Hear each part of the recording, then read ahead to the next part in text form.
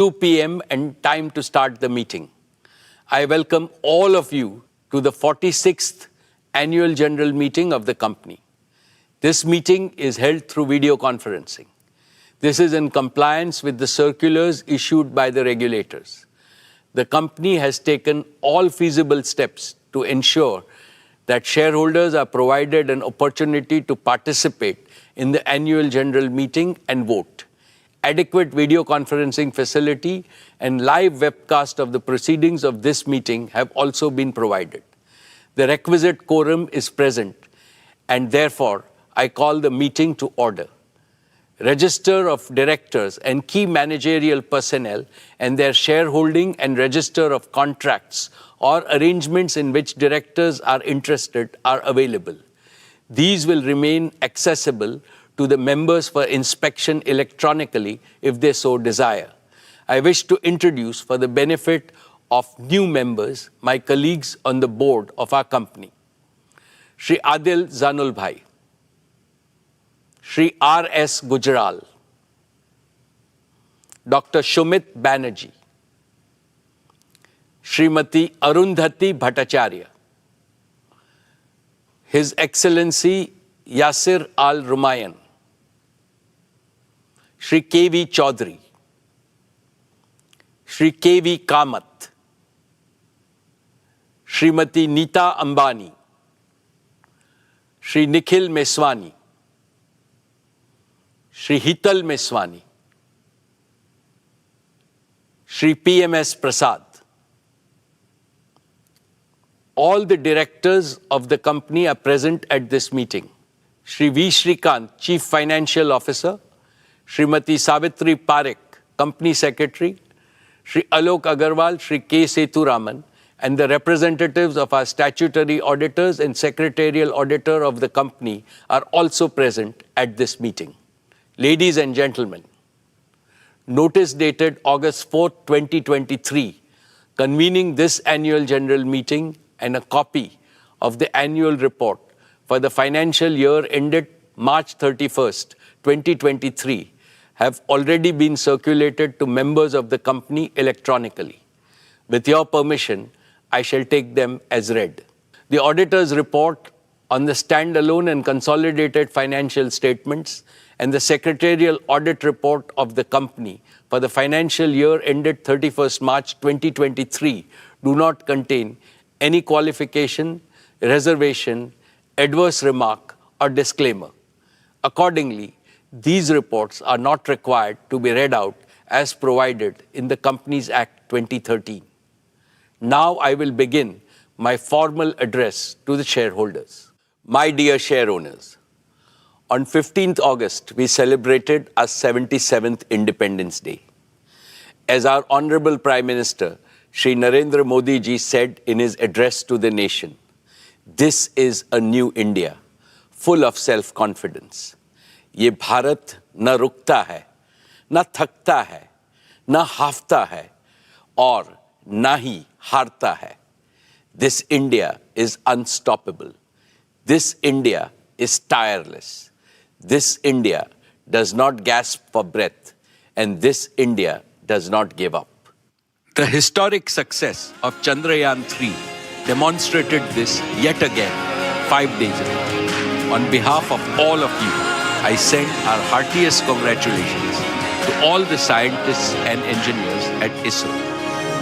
Having consolidated its position as a global space power, what India can achieve in the future is indeed limitless. Friends, when we look at the geopolitical and economic situation, there are dark clouds of uncertainty hovering around us. However, there is also one sharp, unmistakable ray of certainty. The certainty that India will rise as a leading nation in our increasingly multipolar world. India's transformation as a prosperous, strong, and self-confident nation stands out as a beacon of hope for the world. This is reflected in India's G20 theme, One Earth, One Family, One Future. India's presidency of G20 has made today's divided international community take note of the inspiring words of our Upanishads. Vasudeva Kutumbakam, or the entire world is our family. It is from this mantra that we at Reliance have derived and developed our We Care philosophy. We care for the planet. We care for humanity. We care for our beloved motherland, India. And, of course, we care for all our partners, employees, and shareholders. I will elaborate in the course of my address how this ethos pervades everything that we conceive, believe, and achieve at Reliance. Esteemed friends, in all humility, I would like to say that the new Reliance has been a forerunner of the emerging new India. With soaring ambition, we have set seemingly impossible goals and achieved them. This is evident from the fact that Reliance has cumulatively invested more than $150 billion in the last 10 years, higher than any corporate in India and comparable to the leading businesses across the world. We have shown a ceaseless spirit of innovation by offering to our customers products and services of the highest quality at prices amongst the lowest in the world. This can be seen from the fact Reliance's businesses and philanthropic initiatives have enhanced the quality of life as well as the ease of living of hundreds of millions of Indians. We have shown impeccable execution capabilities by consistently delivering on all our plans. This can be seen from the fact that Reliance has executed its projects, however big, complex, and difficult, well before time and at lower costs than global benchmark. The best way to describe this new Reliance is that we have now become a new age technology company with distinctive capabilities. Today, we are a producer of technology, a large-scale deployer of technology, as well as a democratizer of technology. Friends, these achievements are a testament to our faith in India, to the unlimited India opportunity, and to the boundless Indian talent. What is true about Reliance is equally true about scores of other Indian enterprises, leading corporates as well as startups. I hugely admire their brilliant achievements. They too have made India proud by enhancing our nation's fame globally with their spectacular growth, commitment to quality, and passion for innovation. Now it is the time for all of us in the business community to work together as a grand coalition to transform India into a fully developed nation by 2047, a prosperous India in which no Indian and no region will be left behind. Dear friends, I am delighted to report yet another year of stellar all-around performance. Reliance's consolidated revenues stood at 9,74,864 crores. Reliance's EBITDA for the financial year 23 was 1,53,920 crores, while the net profit was rupees 73,670 crores. Dear shareholders, Reliance's export for the year jumped 33.4% to 3.4 lakh crores. We accounted for over 9.3% of India's merchandise exports, up from 8.4% last year. In the financial year 23, Reliance's contribution to the national exchequer stood at rupees 1,77,173 crores. This included an increase in direct and indirect taxes of over 16,639 crores. Reliance also made the highest corporate social responsibility spending of rupees 1,271 crores. What gives me immense satisfaction is our contribution to employment creation, which is India's #1 necessity. Reliance set new records in creating employment for Indians with the addition of 2.6 lakh jobs across all our businesses during the year. The total number of our on-roll employees is nearly 3.9 lakhs. The number of indirect livelihood opportunities we have created is many times larger.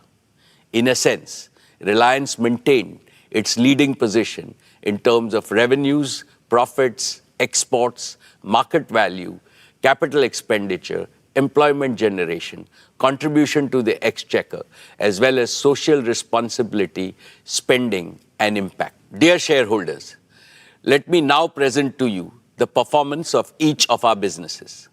I shall start with Jio, our digital services business. We have witnessed another year of outstanding growth, posting an all-time high revenue of rupees 1,19,791 crores and an EBITDA of rupees 50,286 crores. Jio's overall customer base has now crossed the milestone of 450 million subscribers, reflecting a year-on-year revenue growth of over 20%. Per user data consumption on Jio's network also has surged, with the average user now consuming over 25 GB every month. This translates to a monthly data traffic of 1,100 crore GBs, representing a 45% year-on-year growth. My congratulations to the entire Jio team for this exceptional achievement. Dear friends, Jio was launched 7 years ago with an ambitious mission to transform India into a premier digital society, where technology would bring positive change in every sphere of our lives and in every sector of the nation's economy. It has been our great privilege to contribute to this revolution, and we have invested our heart and soul into building a digital public infrastructure the entire world is beginning to admire. Jio has indeed been the main catalyst of New India's spectacular digital transformation. Now our ambitions are even higher, and they go beyond the shores of India, as I shall explain. Let's first discuss Jio's True 5G, our pioneering 5G broadband offering. We began our 5G rollout last October. In just 9 months, Jio 5G is already present in over 96% of the census towns of our country, and we are on track to cover the entire country by December of this year. This makes Jio 5G the fastest ever 5G rollout of this scale anywhere in the world. Today, nearly 85% of the total 5G cells operational in India are in Jio's network. At our current pace, we are adding one 5G cell to our network every 10 seconds, and we will have nearly 1 million 5G cells operational in our network by December. With this massive reach and capacity, here is our promise. We know that every home, small and medium businesses, factories, schools, colleges, and hospitals across India would like to have 5G. From December of this year, we will be able to promptly fulfill each and every demand for Jio 5G broadband connection across the country. Last year, I highlighted several advantages that differentiate Jio 5G from other operators, including our comprehensive spectrum, our standalone 5G architecture, and carrier aggregation. Recently, we used our own 5G stack to become the first operator in the world to launch commercial services on millimeter wave spectrum using standalone 5G. This high-capacity, low-latency layer will significantly enhance private 5G, home broadband, and enterprise use cases. We have also built our own low-power small cells to go deeper into specific pockets of high consumption, like tourist spots and temples, in a highly energy-efficient manner. These advantages, along with a massive scale of deployment, means that the best 5G coverage, capacity, and experience is possible only with Jio 5G. Friends, with over 50 million 5G customers, we are already leading in 5G adoption in India. And we are the only company with the capacity to smoothly transition our entire 4G customer base to 5G with minimum additional capital expenditure. With the growing adoption of Jio 5G, we are also seeing an increasing trend of high ARPU post-paid customers choosing Jio as their preferred network. And Jio is the operator of choice for mobile users. Our net port-ins via mobile number portability was 5 times than that of our nearest competitor. We truly appreciate the confidence placed in us by our customers. We are inspired by their trust to reach a new gold standard of excellence in customer service by leveraging AI and cutting-edge CRM tools. Friends, Jio is also the only company that offers its 5G customers the complete ecosystem of connectivity, devices, support services, and value-added services. Through Reliance Retail, we have the most expansive sales and support network for 5G devices and services across India. And we have plugged all leading 5G smartphone OEMs into this network to ensure nationwide availability and adoption of the widest range of 5G devices. Taken together, this comprehensive ecosystem makes Jio the prime mover and the undisputed leader in India's 5G revolution. Friends, there is one important aspect of the Jio journey that I'm especially proud of, and that is how we have transformed ourselves from a mere implementer to original creators of cutting-edge new technologies.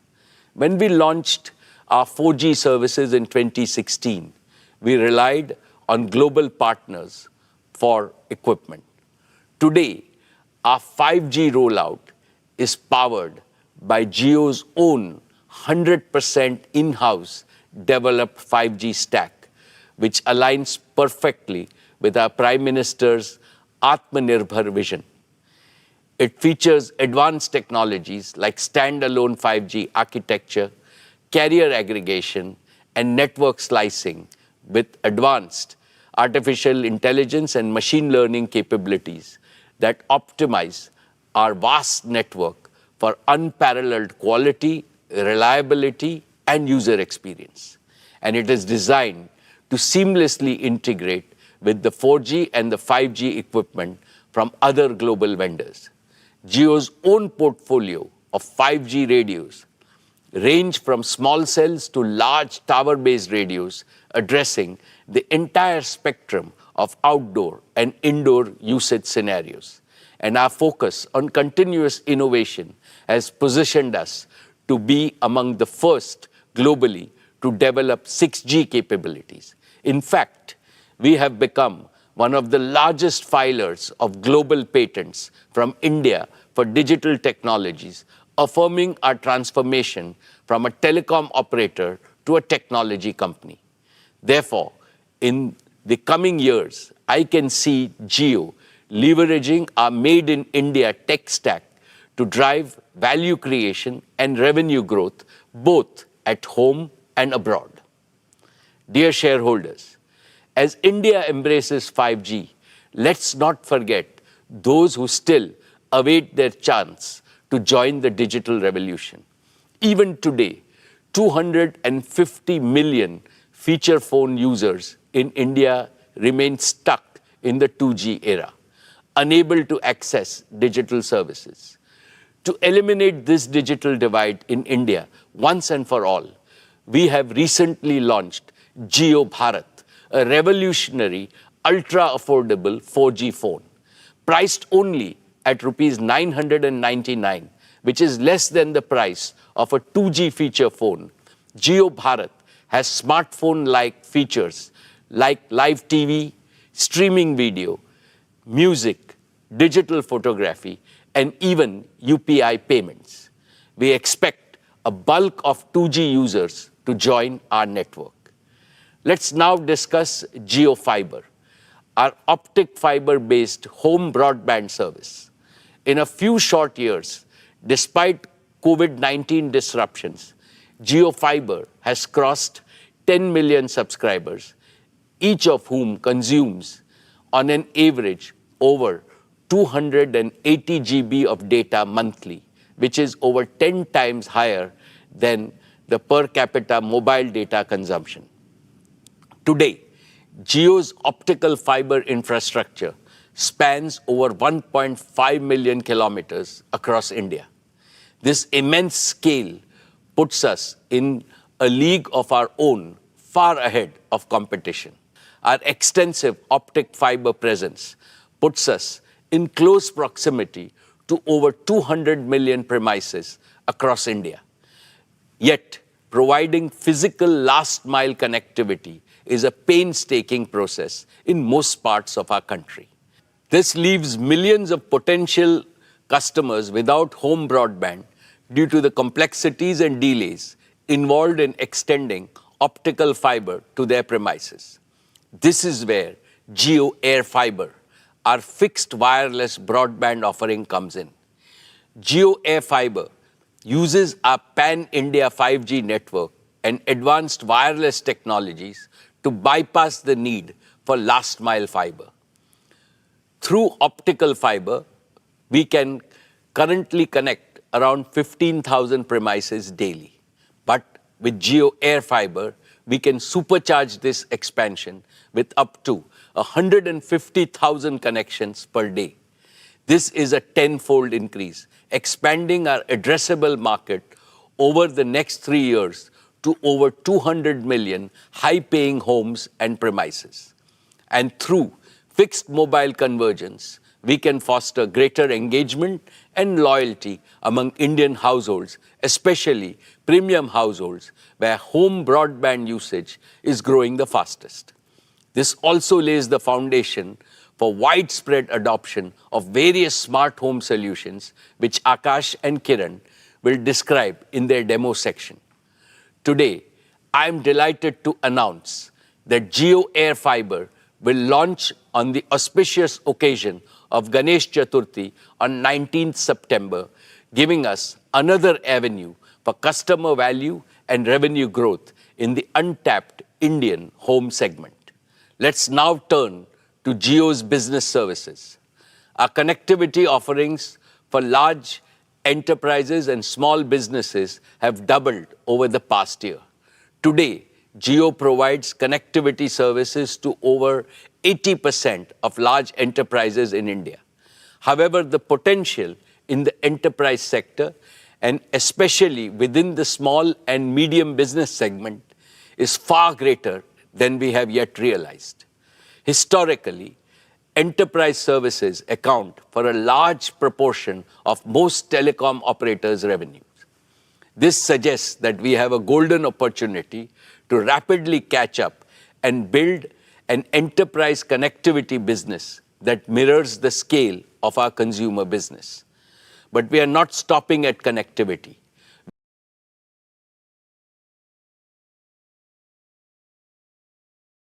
Covering diverse verticals such as telecom, retail, e-commerce, manufacturing, media, and financial services.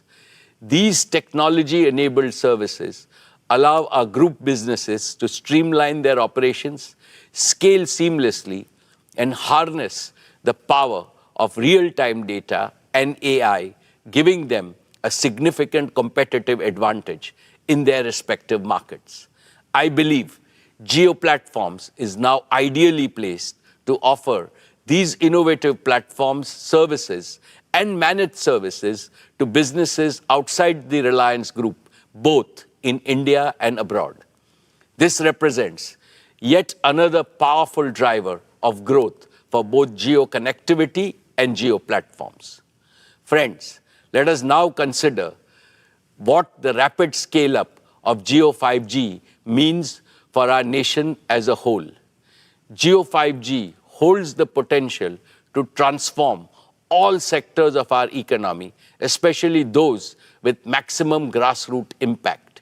In agriculture, real-time monitoring and data analysis can enhance farm productivity and crop yields. In education, we can deliver immersive e-learning experiences to the remotest parts of our country, democratizing education for every student. In healthcare, we can use telemedicine to ensure that quality healthcare reaches every corner of India. For the MSME sector, we can enable our small businesses with digital tools, empowering them to innovate, expand, and drive economic growth and job creation.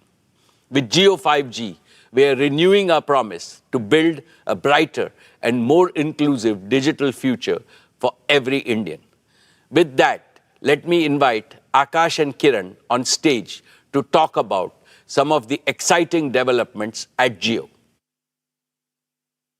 Good afternoon, everyone. I'm Akash Ambani. And I'm Kiran Thomas. We're excited to showcase Geo at the Reliance Annual General Meeting 2023 and take you through our plans for the year to come. Over the past 7 years, Geo has revolutionized India's digital landscape. Over this period, we've become a trusted provider of an end-to-end suite of digital solutions for every Indian home, offering unrivaled convenience, affordability, and customer experience. More than 80% of data consumption in India happens indoors, and through our home offerings, we meet our customers where they consume most of their data. Today, I'm thrilled to introduce Geo Smart Home Services, which is poised to redefine how we experience and manage our homes. Geo Smart Home is anchored by our robust and extensive home broadband offerings. Our extensive Geo Fiber service already serves over 10 million customers, with hundreds of thousands more getting connected each month. And now with Geo Air Fiber, we are expanding our addressable market to over 200 million homes and other premises. Geo Air Fiber is an aspirational service that will touch the lives of every Indian, becoming an integral part of every Indian household. Through a combination of Geo Fiber and Geo Air Fiber, our turnaround time to fulfill a customer order is among the fastest in the world. From the comfort of your homes, you can share your home address through Geo.com or the MyGeo app. From that point, we step in as your trusted partner, delivering not only broadband to your doorstep, but also guaranteeing uninterrupted Wi-Fi throughout your entire home. And we won't stop there. We'll also guide you step by step to transform your home into a Geo Smart Home. Over to you, Akash. Thanks, Kiran. Geo Smart Home Services provide you with multiple services for simplifying, enriching, and securing your life within your home. Let's start with the foundation inside your home, your Wi-Fi network. Our next generation Geo Home Router ensures seamless Wi-Fi coverage within your home. And with Geo Home smartphone app, you can easily manage your home network. You can set parental controls, strengthen network security, troubleshoot issues, and even receive suggestions for Wi-Fi extenders if parts of your home have poor Wi-Fi coverage. Our AI-driven proactive quality monitoring feature automatically optimizes your Wi-Fi based on your usage patterns and prevents most issues even before they occur. We're not just fixing problems, we're preempting them.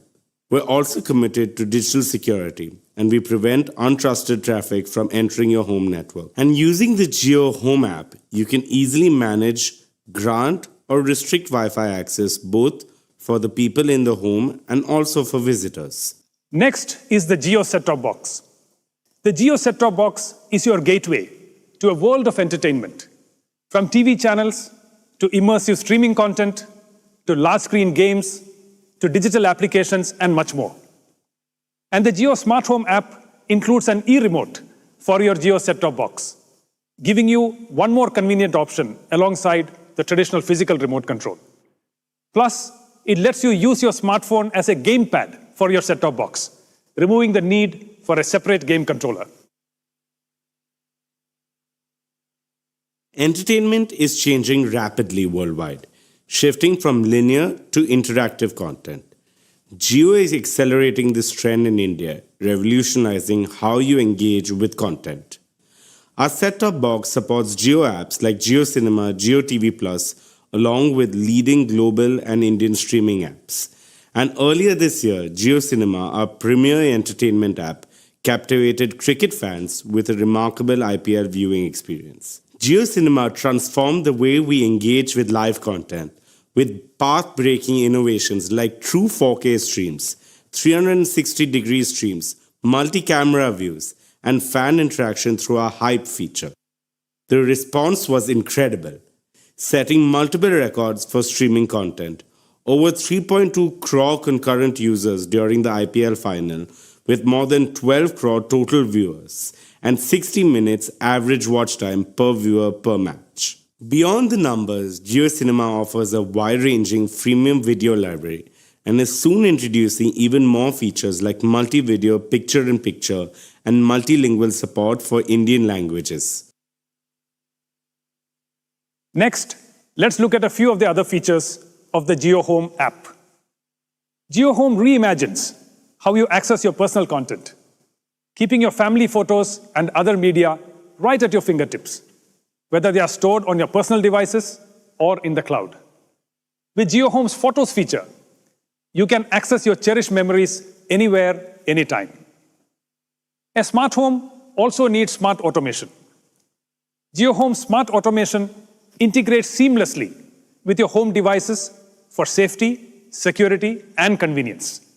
Jio Home also works in conjunction with Jio's home security cameras, providing complete surveillance within and outside your home.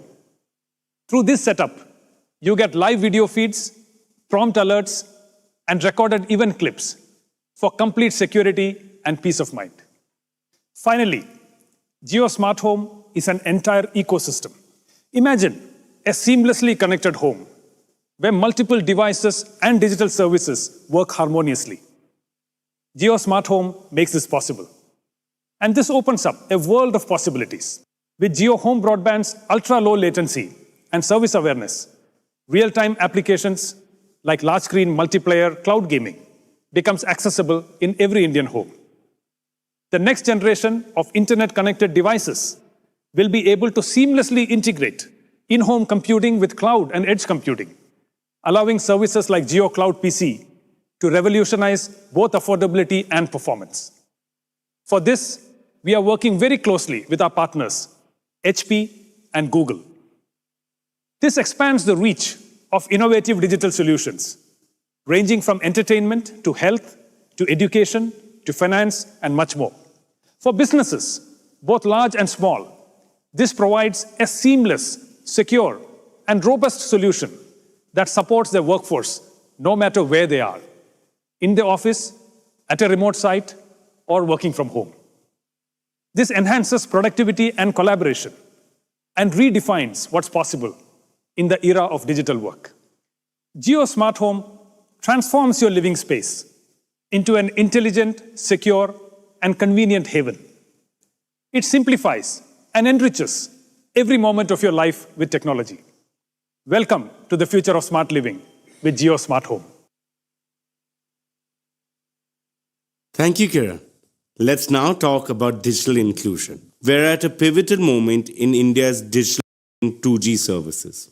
In recent years, this digital divide has increased further, with other operators continuing to increase the prices for even basic 2G services. Against this backdrop, we present Jio Bharat, a pioneering initiative that reimagines digital inclusion. Jio has consistently championed technology democratization and is bridging the digital divide. With Jio Bharat, we are taking another decisive stride in this direction, extending the benefits of digital services to every Indian. Jio Bharat is a gateway to digital independence for those who can't afford smartphones. Although it is priced comparably to 2G feature phones, Jio Bharat is a 4G-enabled phone with access to streaming content via Jio Cinema, music streaming on Jio Savan, a powerful digital camera, built-in FM radio, and will support Jio TV with over 450 TV channels. And Jio Bharat also supports UPI payments. With Jio Bharat, even the most disadvantaged can now go cashless. It revolutionizes financial access, making transactions smooth and easy. Also, small merchants can now accept UPI payments through Jio Bharat, transforming grassroots commerce and empowering small businesses. Further, Jio Bharat's UPI integration streamlines direct benefit transfer from the government, enabling citizens to receive government support directly with easy balance checks and real-time notifications through UPI. Jio Bharat also comes with affordable, value-packed tariff plans. Our rupees 123 monthly plan includes unlimited voice and 14 gigabytes of data, 30% cheaper than similar plans from other operators. Yet another interesting aspect of Jio Bharat is the ecosystem we are creating around it. To accelerate our mission to create a 2G Mukt Bharat, we are opening up both the operating system and the platform we developed for Jio Bharat to other like-minded partners. In addition to Reliance, now brands like Carbon are also creating Jio Bharat phones. We are confident that the vibrant device ecosystem created by Jio Bharat will enrich the everyday life of all Indians with greater financial inclusion, education, and government services. Finally, we want to share a glimpse of the digital ecosystem that Jio True 5G is looking to create in India. We're building a transformative platform that will change how Indian enterprises, small businesses, and technology startups interact with the digital world. Today, we're announcing the Jio True 5G Developer Platform, a comprehensive platform combining our 5G network, edge computing, and a spectrum of applications and services. It gives enterprises the control and options to activate network slices on demand, deploy application on Jio's multi-access edge compute locations, and access a diverse ecosystem of partner applications, all within a single platform. This fusion of 5G network, edge computing, and service orchestration is transformative for Indian businesses. Jio True 5G Developer Platform enables secure, quick deployment of 5G edge compute and low latency applications, enabling faster, autonomous decisions, immersive experiences, and real-time edge AI. Enterprises can instantly unlock advanced network slicing capabilities, allowing them to independently establish and optimize network slices with regularity, thus enhancing their network resource management. This accelerates innovation, improves time to market, and reduces cost. Plus, our platform offers access to partner solutions, empowering enterprises to effectively deliver 5G use cases. And through the Jio True 5G marketplace, our partners can integrate their offerings and develop tailored solutions that cater to specific needs. Today, we're also announcing the Jio True 5G Lab, a facility designed to accelerate industry transformation using Jio True 5G. In this facility, our technology partners and enterprise customers can develop, test, and co-create multiple industry-specific solutions. The inaugural Jio True 5G Lab will be located at Reliance Corporate Park, acting as a nerve center for shaping India's 5G future. And with that, let's invite our chairman back on stage.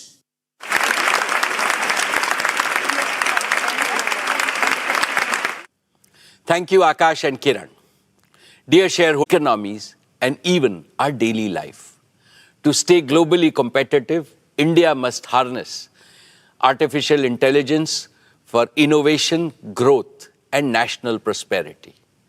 Within the RIL group, we are rapidly augmenting our talent pool and capabilities to swiftly assimilate the latest global innovations in AI, especially the recent advances in generative artificial intelligence. Looking ahead, Jio Platforms wants to lead the effort in developing India-specific artificial intelligence models and AI-powered solutions across domains, thereby delivering the benefit of artificial intelligence to Indian citizens, businesses, and government alike. India has the scale, India has the data, India has the talent.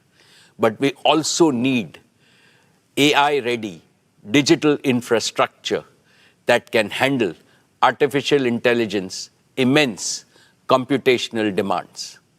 As this sector expands, we stand committed to create up to 2,000 megawatts of AI-ready computing capacity across both cloud and edge locations. And we will do this while adopting sustainable practices and a greener future. Over the next 5 years, we plan to shift most of our energy footprint in connectivity and digital services to green energy, which is not just eco-friendly, but also lower cost. Here is my promise to our countrymen. 7 years ago, Jio promised broadband connectivity to everyone, everywhere. We have delivered. Today, Jio promises AI to everyone, everywhere, and we shall deliver. My dear share owners, let me now highlight our media and entertainment businesses, which created huge disruption last year with Jio Cinema leading the way. For the first time, IPL was streamed free on Jio Cinema. It created a global record with a staggering 45 crore viewers tuning in to the platform. More people watched IPL on digital devices than on linear television, marking a tectonic shift in the way content is consumed in India. More than 12 crore people watched the IPL final with a peak concurrency of 3.2 crores, making it the most watched digital event globally. Meanwhile, Jio Dive, our AR/VR device, has revolutionized sports viewing in India. It gives the feel of a stadium-like experience through 360-degree viewing from anywhere, any place. Jio Cinema has now become India's largest digital entertainment destination for blockbuster movies, OTT originals, the biggest reality shows, and exclusive content from leading global studios like HBO and NBCU.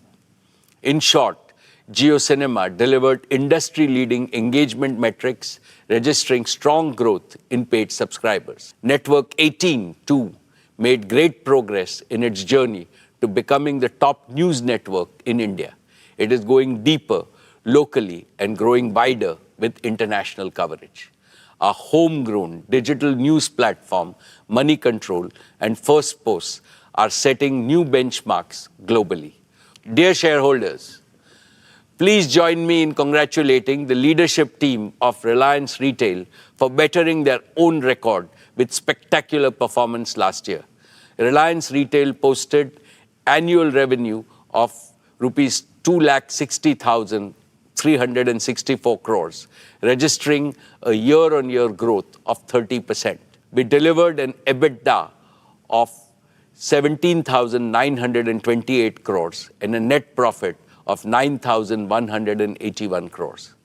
Reliance Retail is the only Indian retailer in the global top 100 and one of the fastest growing retailers in the world. Over the past few years, it has attracted investments from large and reputable global investment firms and sovereign wealth funds, owing to its rock-solid fundamentals and compelling value proposition. I am delighted to welcome yet another world-renowned sovereign wealth fund, the Qatar Investment Authority, as a valued investor in Reliance Retail with an investment of $1 billion for a 1% equity stake. This investment values Reliance Retail at pre-money equity value of rupees 8,28,000 crores. Just for context, during our fundraise in September 2020, the valuation of our retail business stood at 4,28,000 crores. In less than 3 years, the valuation of retail has almost doubled, notwithstanding the intervening COVID-19 pandemic. Based on this valuation, Reliance Retail, had it been listed, would have ranked among the top 4 companies in India and the top 10 retailers globally. The pace of this value creation is unmatched globally. It is a testament to our unwavering commitment to quality, innovation, customer centricity, and adaptability. Through strategic investments, digital transformation, and relentless focus on delivering exceptional experiences, we continue to earn the trust and love of our customers. Allow me to add that several marquee global strategic and financial investors have shown strong interest in Reliance Retail. I will update you about our progress with them in due course. I now invite Isha to report on the progress of our retail business. Thank you, Chairman. Dear shareholders, financial year 23 has been a landmark year for our retail business. Our immense faith and conviction in India's retail story was amply rewarded when Reliance Retail crossed the milestone of 100 crore transactions, up 42% year-on-year. Our stores received more than 78 crore footfalls during the year, and the number of registered customer base grew to nearly 25 crore. We are delivering value to over 30% of India's addressable population. All this has made Reliance Retail rank among the top 10 most visited retailers in the world. Our digital and new commerce sales contributed to nearly 50,000 crore rupees, accounting for about a fifth of our revenues. We've invested over $10 billion in the past 2 years, focusing on building integration, growing our in-house brands, and improving our supply chain networks. We opened over 3,300 new stores last year, taking the total store count to over 18,000 stores, covering nearly 6.5 crore square foot of retail space. 2/3 of these stores are in small towns, tier 2 and tier 3 cities, which is a testament to our commitment of making retail inclusive. Dear friends, we have built our retail business on the principle of 4 C's: collaboration, consumer engagement, creativity, and care. First, collaboration. We have partnered with lakhs of small producers, manufacturers, and merchants, making them self-reliant and competitive through our digitally enabled supply chain. Last year, we reached the milestone of partnering with over 30 lakh merchants. The acquisition of Metro Cash and Carry has further bolstered our value proposition for merchants. Second, consumer engagement. We believe that Indian consumers deserve nothing but the best. We continue to deepen our engagement with our existing customers and continue our foray into new geographies. Reliance Retail currently serves over 98% of India's PIN codes through integrated online and offline channels. Third, creativity. We spend time in understanding what our customers want, and accordingly, we create and innovate new products, formats, and platforms to serve them better. For example, we recently launched Tira, our omni-channel beauty platform. It focuses on providing experiential retail services, technology-enabled personalization, and content all at once. Fourth, care. Staying true to Reliance's We Care philosophy, we consider our retail business a success only when it leads to shared prosperity, with the benefits of reaching hundreds of millions of consumers, merchants, and other stakeholders. For example, our collaboration with Kirana merchants is guided by the promise, Customer Aapka, Support Hamara. This has resulted in the average annual income of JioMart Smart Kirana partners increasing by up to 25%. Today, Reliance Retail is one of the largest employers in the country, with nearly 2.5 lakh on-roll employees. Additionally, we generate indirect employment for lakhs of Indians across multiple value streams. We will continue to play a pivotal role in creating employment opportunities for the aspirational Indian youth. Our We Care philosophy also extends to the environment and our planet. Our businesses have embraced sustainability through green buildings, sustainable products, transition to renewable resources, and other eco-friendly initiatives such as recycle and reuse. Dear friends, from staples, food, fashion, and FMCG to home, personal care, and general merchandise, Reliance Retail caters to more than 90% daily needs of Indian households. In our grocery business, we sold over 18 lakh metric tons of groceries during the past year. In our consumer electronics business, we sold nearly 5 lakh laptops and over 23 lakh appliances during the year. In our fashion and lifestyle businesses, we sold a record-breaking 50 crore garments in the year. We have democratized fashion in India, catering to customers across segments. Trends and Trends extension formats consolidated their position as India's largest fashion destination. Ajio had yet another strong year, with its catalog size crossing 13 lakh options, making it a one-stop shop for all fashion needs. We continue to be the partner of choice for international brands straddling across premium, bridge to luxury, as well as Indian designer wear. Dear friends, we announced the launch of our FMCG business in last year's AGM with a vision to provide Indian consumers with world-class products at affordable prices. This business made a strong start by entering several categories through multiple brands and strategic partnerships. A key pillar of our FMCG business is to make heritage Indian brands contemporary for today's Indian consumers, keeping the age-old brand promise intact. We have acquired and partnered with several such brands like Campa Cola, Socio, and Lotus. We have launched Campa Cola with the promise of great Indian taste, and consumers have embraced it wholeheartedly. We're scaling it up further in India and have also started work to take it global, starting with Asia and then Africa. We have partnered with General Mills for bugles and Malaban for biscuits. These will be our rich and premium offerings to discerning Indian consumers. The new commerce business grew phenomenally on the back of our omni-channel capabilities. Trends, Hamleys, and Urban Ladder are now live in our cross-category horizontal platform, JioMart, which is seeing a sustained uptick in non-grocery category contribution. The launch of JioMart on WhatsApp has been a phenomenal success. There has been a 9x growth of JioMart consumers on WhatsApp since its launch in 2022. Our wide bouquet of brands and formats ensure that our offerings are complete, competitive, and in line with the evolving choices and aspirations of our consumers. Dear friends, the value created by our retail business has been immense for all our stakeholders.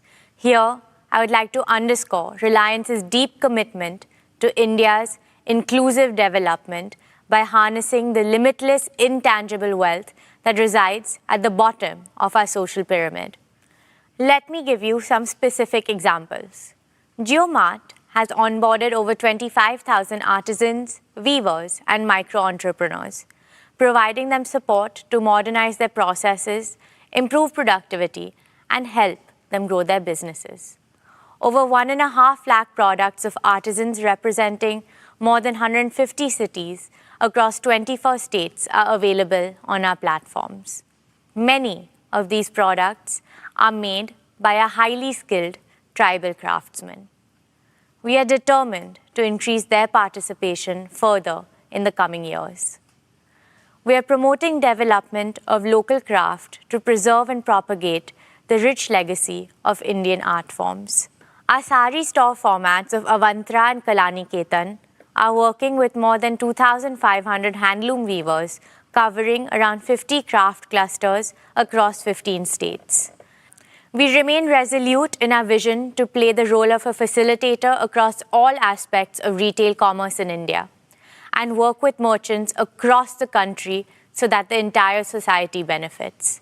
Together, we hope to continue to exceed expectations, inspire creativity, and bring joy to our customers. This is our promise.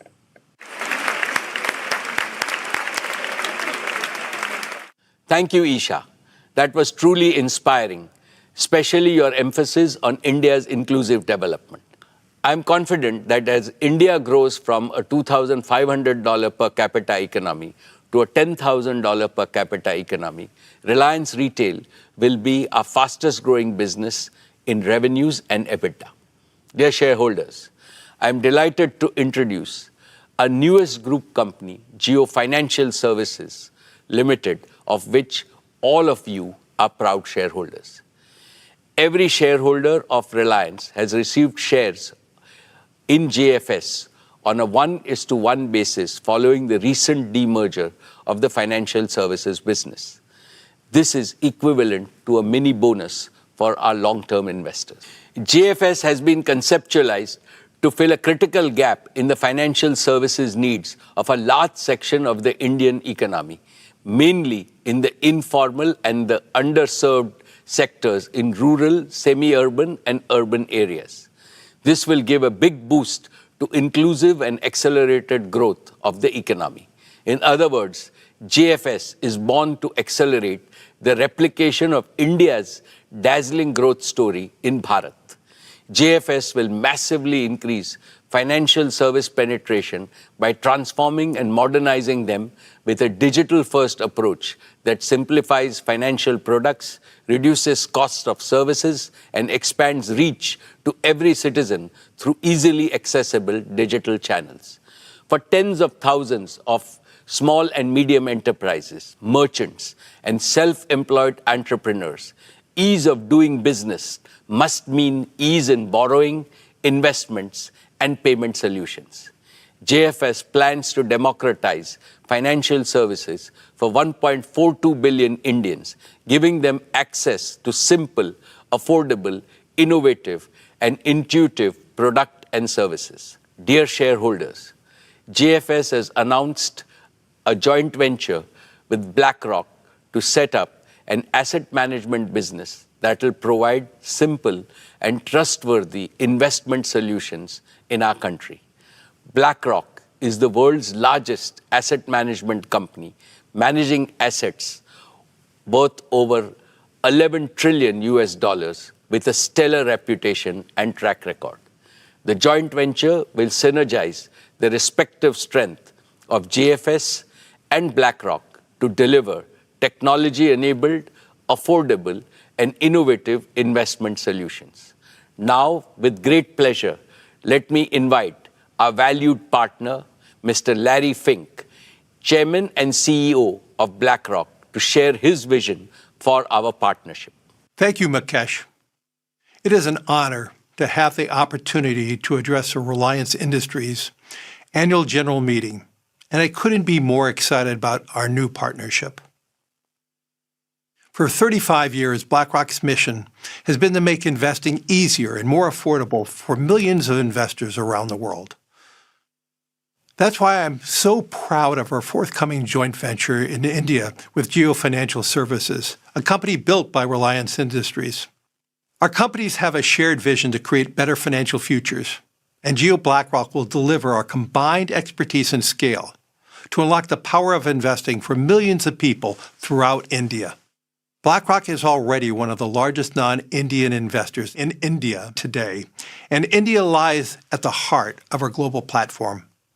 Over the past 15 years, BlackRock's presence in India has grown to thousands of employees across offices in Mumbai, Gurgaon, and Bangalore, whose skills span investments and operations and analytics and modeling, digital marketing, and human resources.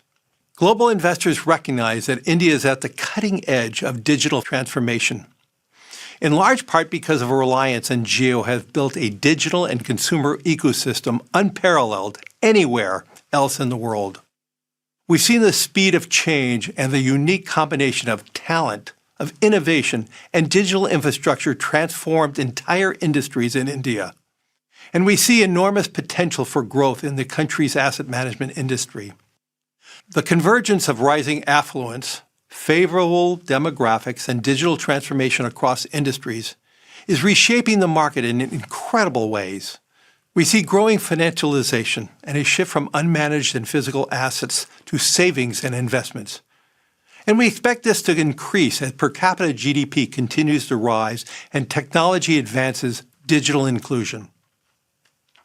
There is an unprecedented opportunity to transform the asset management industry by introducing a full-service tech-enabled asset manager with affordable and transparent investment products to meet the needs of every segment of society. Jio Financial Services bring digital infrastructure and capabilities and local market knowledge, and BlackRock brings global investment and risk management expertise.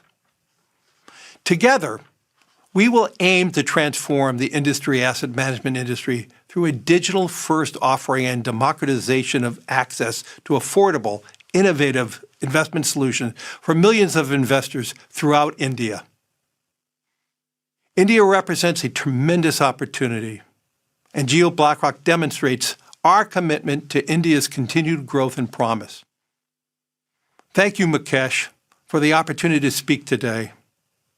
I am incredibly excited about our new partnership and wish all the best to the entire Reliance industry team for another great year ahead. Thank you, Larry, for sharing your vision. We look forward to working together to make this vision a reality. Dear shareholders, in payments, JFS will consolidate its payment infrastructure with a ubiquitous offering for both consumers and merchants, further driving digital adoption for India. JFS products will not just compete with current industry benchmarks, but also explore path-breaking features such as blockchain-based platforms and CBDC. They will adhere to the highest standards of security, regulatory norms, and ensure protection of customer transaction data at all times. JFS will enter the insurance segment to offer simple yet smart life, general, and health insurance products through a seamless digital interface, potentially partnering with global players. It will use predictive data analytics to co-create contextual products with partners and cater to customer requirements in a truly unique way. Dear shareholders, just like Jio and retail, JFS too will prove to be an invaluable addition to the Reliance ecosystem of customer-facing businesses. I have 3 reasons to be absolutely confident about JFS achieving tremendous success over the next few years. First, the digital-first architecture of JFS will give it an unmatched head start to reach millions of Indians. Second, this is a highly capital-intensive business. Your company has provided JFS with a strong capital foundation to build a best-in-class, trusted financial services enterprise and achieve rapid growth. Reliance has capitalized JFS with a net worth of rupees 1,20,000 crores to create one of the world's highest capitalized financial services platforms at inception.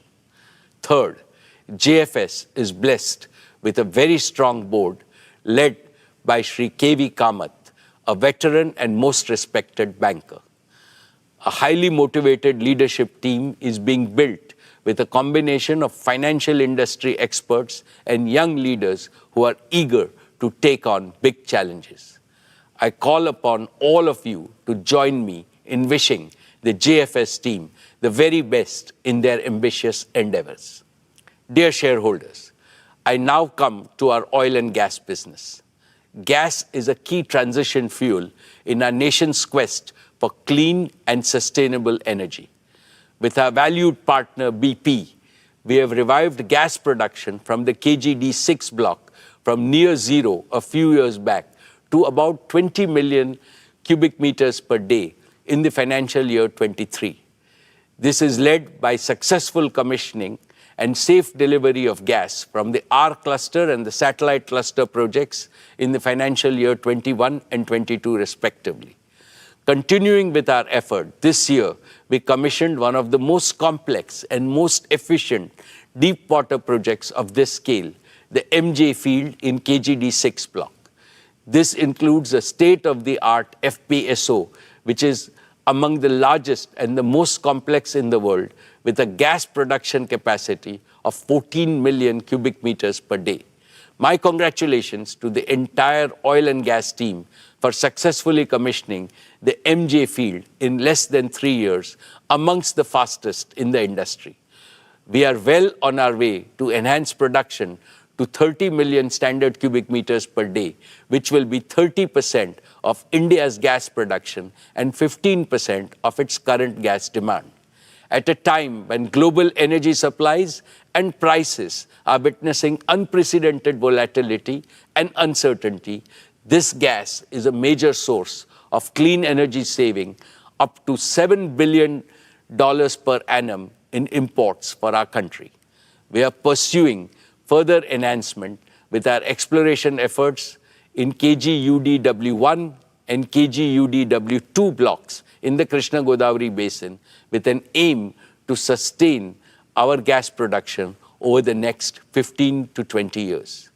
Reliance is today India's only company with proven capabilities in exploring and producing oil and gas from deep and ultra-deep water blocks. We will leverage these capabilities in related renewable energy areas like offshore wind and geothermal. Dear shareholders, in the year gone by, our oil to chemicals business operated in a highly volatile global scenario. Despite all the challenges and a new one-time tax in the form of special additional excise duty, our O2C EBITDA for the financial year 23 improved by 17.7% to a record high of 62,075 crores. Our talented teams ensured that our asset utilization remained higher than the industry average through robust planning and exceptional teamwork. We operated with the lowest level of feedstock inventory in our history to benefit from opportunities in a turbulent global oil market. Fully utilizing the flexibility and integration of our assets, we added 13 new grades of crude oil and feedstocks. We ensured high availability of the gasification unit to minimize the purchase of high-cost LNG to lower our energy costs. Our partnership with BP in fuel retailing and mobility solutions continued to make steady progress. Friends, we have embarked on our journey to transition our O2C business into a sustainable, green, circular, and consumer-integrated chemicals and materials business. The key pillars of this transition are: first, we are accelerating our journey to achieve net zero by 2035 through use of renewables and bioenergy for a sustainable and green business. We are well on our way to build the new energy ecosystem of manufacturing solar, wind, batteries, hydrogen, and bioenergy platforms. This will enable us to speed up the development of our renewable generation assets to deliver round-the-clock electricity for our captive requirements, as well as to meet the growing needs of Indian consumers. As the cost of renewables will be significantly lower compared to fossil fuel-based energy, this will result in reduced energy cost and improved profitability for our O2C businesses. Second, we are accelerating circularity and consumer integration. We have also been working on scaling up our chemical recycling technology to deliver application-specific green products. This is helping us access high-value, high-potential customers in new value chains. Third, With technology and innovation, our refinery at Jamnagar will be progressively operated as a chemicals and material feedstock production engine. We started this by converting some low-value refinery streams to recently launched, highly specialized halobutyl rubber grades and a new purified isophthalic acid plant, which is under commissioning. As announced last year, we are executing India's first and world-class carbon fiber facility in Hazira, Gujarat. Our carbon fiber platform will include carbon fiber and carbon fiber reinforced plastics. Our target is to be among the top 3 players globally in the carbon fiber and the carbon fiber reinforced plastic composites. Dear shareholders, with climate crisis looming large, the world is going through a multi-decade era of transformation from fossil fuels to green energy. This transformation requires significant investments in skills and capabilities, technology and innovation, as well as in building large-scale manufacturing ecosystems. All this provides strong tailwinds to our new materials and new energy businesses. The next few years is going to be transformational for your company as leading from the front. It positions India to be a world leader and trendsetter in energy transition.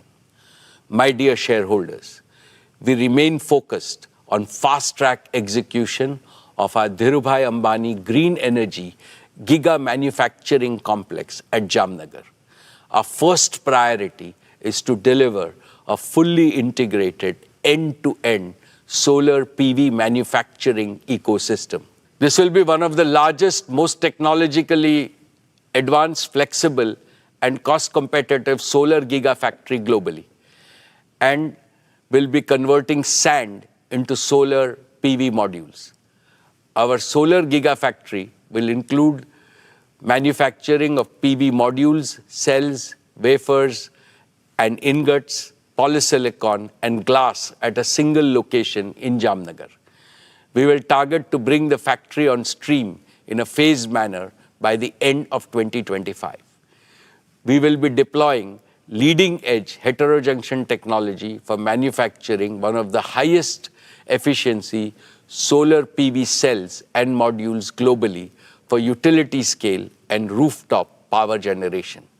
We will further continue to innovate and maintain global leadership. Friends, we will also pursue wind power generation. Towards this, we have made significant progress in developing a manufacturing ecosystem critical to achieving cost-efficient wind generation at giga scale. One of the significant cost drivers in manufacturing of wind blades is carbon fiber. Our foray into manufacturing carbon fiber at large scale provides us with a unique advantage to further integrate and reduce cost of wind turbines. In addition, we will be partnering with the world's leading technology players in wind equipment manufacturing to deliver most cost-efficient solutions.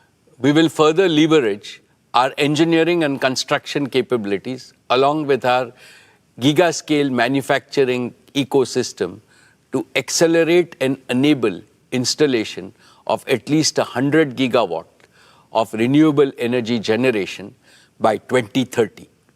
Friends, our concurrent priority is to set up a battery gigafactory by 2026. It will manufacture battery chemicals, cells, and packs, leading all the way up to containerized energy storage solutions, and will include a battery recycling facility to deliver a truly integrated ecosystem. We will start with the LFP chemistry, which has been proven at scale for its safety, stability, and life, targeting to produce LFP-based solutions at world-beating life cycle costs. Simultaneously, we are focused on fast-track commercialization of our sodium-ion battery technology. We will build on our technology leadership position by industrializing sodium-ion cell production at megawatt level by 2025 and rapidly scale up to gigawatt scale thereafter. My dear shareholders, integration of energy storage with wind and solar power generation is critical to provide grid-connected, round-the-clock electricity. We are well on our way to prove this integration at megawatt scale in the next few quarters at Jamnagar. This will be followed by grid-scale deployment of batteries to convert intermittently captured photons into electrons and make them available round the clock for our captive requirements as well as for India's growing energy needs. My dear shareholders, let me now share with you our progress on green hydrogen. When I spoke with you last year, we were still working on two critical components for delivering most competitive green hydrogen and its derivatives, cost of renewable power generation and installed cost of electrolyzer for giga-scale deployment. Our solar and wind energy integrated manufacturing ecosystem will deliver the most cost-efficient renewable power. I can also confidently now say that we have a roadmap towards achieving our targeted cost of electrolyzers and in turn green hydrogen. In collaboration with our technology partners, we are firmly on our way to successfully demonstrate this first at megawatt scale. We will leverage our engineering capabilities, large-scale manufacturing, and localization to optimize this at gigawatt scale. In parallel, we will set up a fully integrated, automated, gigawatt-scale electrolyzer manufacturing facility. This will enable us to establish large-scale green hydrogen production at Jamnagar, gradually transition our captive requirements, and simultaneously integrate with green ammonia and green methanol production for domestic and international markets. Your company is uniquely positioned to be a global leader in green chemicals, manufacturing by leveraging its O2C infrastructure, talent, and execution capabilities. Friends, I am happy to present an early success story. Your company prides itself in embracing societal challenges and delivering world-class solutions suited for India. In the same spirit, we took to solving the problem of severe pollution faced by many of our Indian cities during winters caused by stubble burning and accelerated our plans to deploy bioenergy projects. India produces nearly 230 million tons of non-cattle feed biomass, most of it contributing to air pollution. Within a short span of 1 year, we have become India's largest bioenergy producer based on our indigenously developed technology. After setting up 2 demo plants for compressed biogas at Jamnagar, we have commissioned the first commercial-scale compressed biogas plant at Barabanki in UP in a record time of just 10 months. We will rapidly scale this up to 25 CBG plants across India. Our target is to establish 100 such CBG plants in the next 5 years, consuming 5.5 million tons of agro residue and organic waste, thereby mitigating nearly 2 million tons of carbon emissions and producing 2.5 million tons of organic manure annually. This will result in a reduction of about 0.7 million tons of imported LNG. My dear shareholders, we are progressing well to deploy our committed capital of 75,000 crores to build our new energy manufacturing system. This will enable us to accelerate gigawatt-scale production for round-the-clock power and for large-scale green hydrogen production for green chemicals manufacturing as well as green mobility. We will continue to invest in technology and talent. We will collaborate with global technology and product companies including startups, focused on commercializing emerging and disruptive technologies. We are rapidly adding to our rich talent pool of several thousand scientists, engineers, and innovators drawn from countries around the world. Our transition to net zero and building a sustainable chemicals business will result in increased revenue, reduced energy cost, improved profitability, and providing a near perennial growth platform in India and overseas for our materials and energy businesses. Esteemed shareholders and other stakeholders, Reliance is uniquely positioned to offer a practical solution to the energy trilemma India has been facing. Let me explain. The energy trilemma demands action to overcome three challenges. One, affordability of energy. How to ensure that every citizen and every economic activity in India has access to adequate and most affordable energy. Two, sustainability of energy. How India can rapidly transition from fossil fuel-based energy to clean and green energy. Three, security of energy. How the expanding needs of a fast-growing Indian economy can be de-risked from geopolitical rivalries, conflicts, and potential supply disruptions. Reliance's new energy and new materials businesses squarely address this trilemma. Green energy is becoming affordable because its costs are already much less than those of non-renewables, and they will come down further. Green energy is sustainable because the sun and the wind are never going to disappear. Green energy is secure because India will no longer be dependent on large-scale imports for its energy needs. Furthermore, Reliance will have indigenous technology ownership and manufacturing capabilities. In fact, Reliance has a golden chance to enable India to transform itself from a net energy importer to a net energy exporter.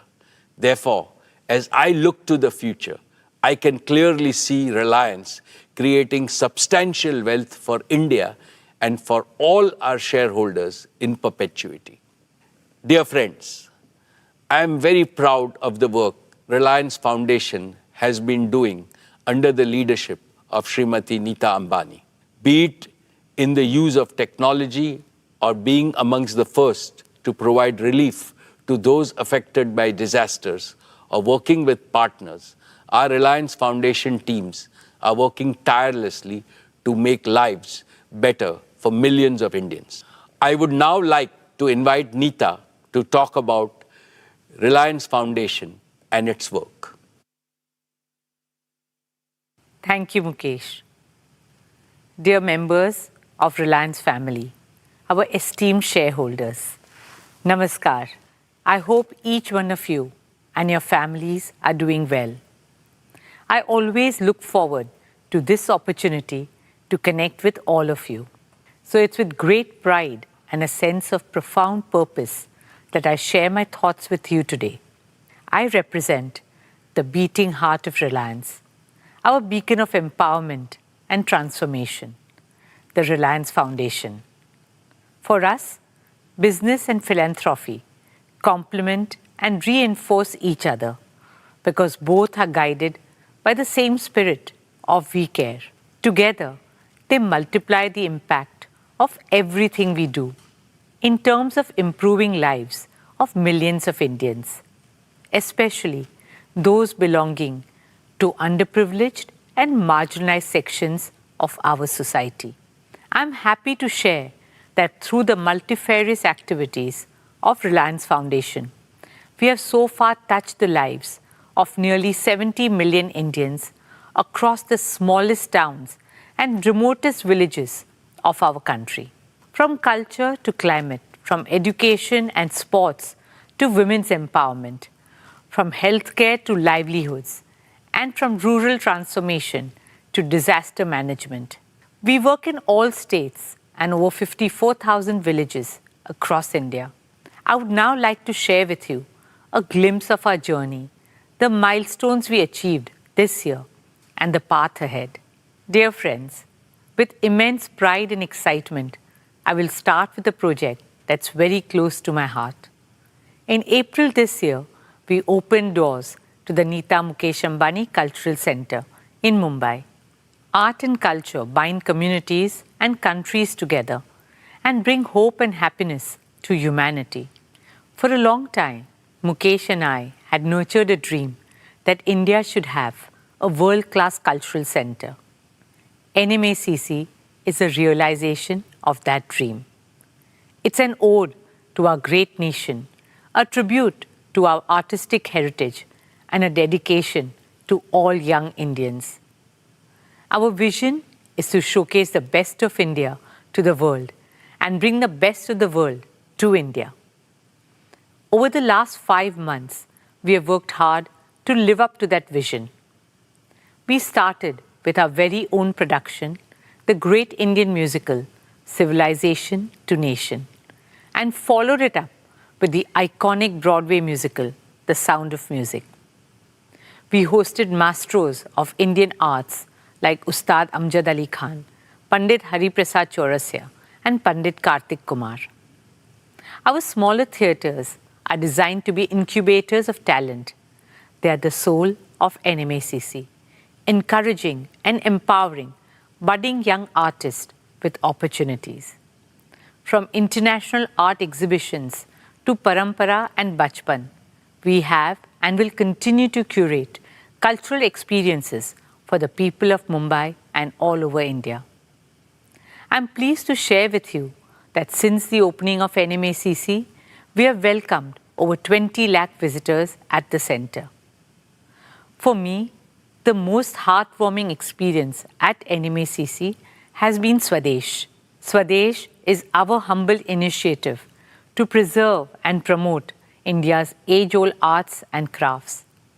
At Swadesh, we give a global platform to India's traditional artisans whom the Reliance Foundation has been honored to support for over a decade. Featuring arts like Pichwai and Pattachitra, weaves like Banarasi, Paithani, Patola, crafts like Kashmiri carpets and shawls, and blue pottery. Swadesh spotlights the spirit of Make in India and offers respect and sustenance to our skilled craftsmen and women. These artisans truly are the pride of our country. We have therefore drawn up exciting plans to grow the Swadesh brand globally. This will be supported by a new initiative, the Reliance Foundation Skilling Center for Artisans. This digitally enabled capacity building program will transform the craft sector by creating attractive livelihoods and raising the social prestige of Indian artisans across the country. It has been an honor for us to support them and their artistic legacy that has been passed down over generations. I welcome all of you to come visit Swadesh at NMACC and support our artisans. Friends, I would now like to talk about our work with the future of India, our children. There are over 250 million children in India's schooling system.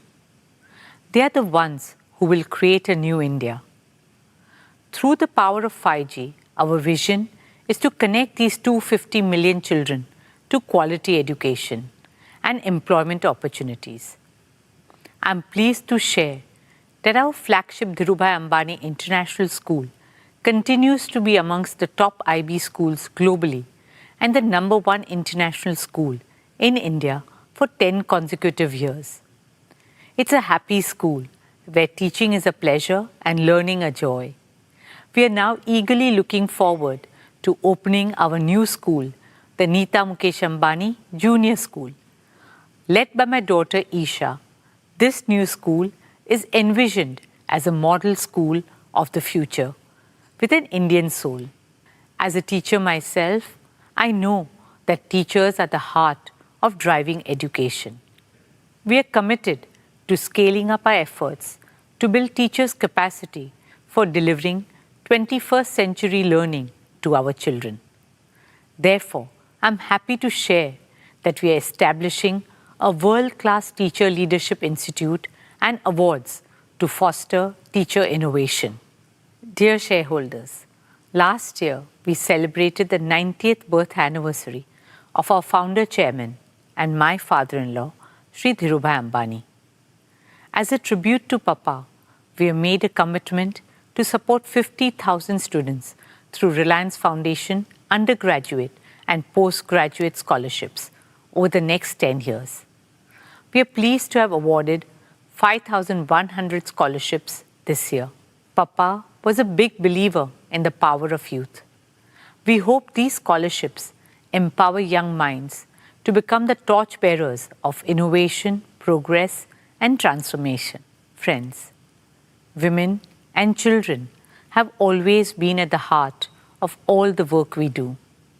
In about a decade, India will have the largest number of women in the world. Empowering them is no longer just a responsibility. It is a necessity for our country to reach the heights that we aspire and deserve to. At Reliance Foundation, we are committed to encouraging, enabling, and empowering women in every corner of our country. Because I firmly believe that what women cannot do cannot be done. Through our Women Lead India Fellowship with Vital Voices, we aim to support women social sector leaders all over India. Our digital platform, Her Circle, is now India's largest content and networking website and app for women with a reach of 310 million. Through Her Circle Bizruptors program, we are discovering women-led businesses and supporting them with a platform to showcase their brands, vision, and goals. As we continue to bridge the gender digital divide, we launched the Women Connect Challenge India Round 2 in partnership with USAID to uplift women across the country. We also inaugurated the Well Women Center at Sir H.N. Reliance Foundation Hospital, offering one-stop, all-round care to women and young girls of all age groups. In partnership with the Bill and Melinda Gates Foundation, we launched a special initiative to empower 1 million women entrepreneurs across India. Over the next 3 years, this initiative will support and engage women in farm and non-farm income generating activities, helping them achieve an annual income of at least rupees 1 lakh. I'm delighted to invite Mr. Bill Gates to tell you more about our collaboration. Thank you, Mukesh and Nita, for inviting me to share a few words on why I'm optimistic about India and our partnership. The Gates Foundation has worked in India for more than 2 decades now, and every time I visit the country, I'm excited about the progress being made on critical health and development challenges. Despite resource constraints, India eradicated polio. India's reduced poverty, HIV transmission, and infant mortality. India's increased access to sanitation and financial services. So I'm very impressed not only by India's innovation in the science and technology, but also on the focus to deliver those innovations to those who need them most. I'm delighted that Reliance is collaborating with our foundation and my climate organization, Breakthrough Energy, on some of the world's toughest challenges, addressing climate change, helping unlock economic power for women, and improving health outcomes for the poor. India is making progress when it comes to climate change.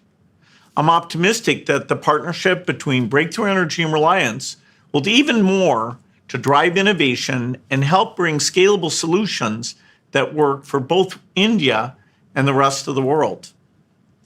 To make meaningful progress fighting climate change, we need businesses, philanthropists, and governments to spend more on affordable green solutions.